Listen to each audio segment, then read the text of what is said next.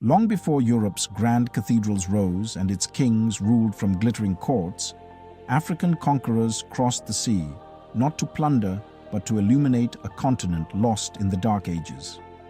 These were the Moors, visionaries, builders, and scholars who turned medieval Europe's chaos into a cradle of knowledge. Centuries ago, African men known as the Moors ruled vast parts of Europe, and contrary to the myths of brutal conquest, they came not just as warriors, but as architects of civilization.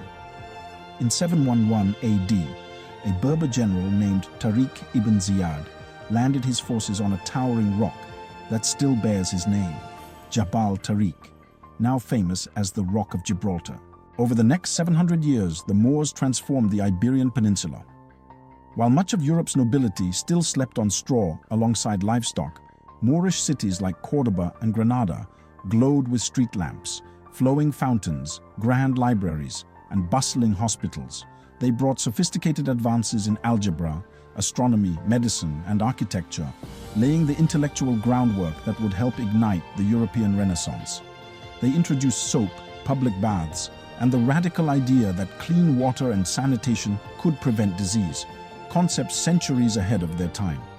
Their palaces and mosques displayed breathtaking artistry, from the Alhambra's intricate mosaics to the Great Mosque of Cordoba's endless arches.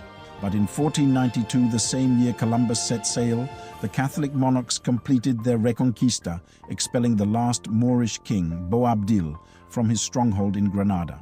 The Moors' legacy, once etched in stone and scripture, was systematically erased from Europe's history books, even as their innovations continued to shape the modern world.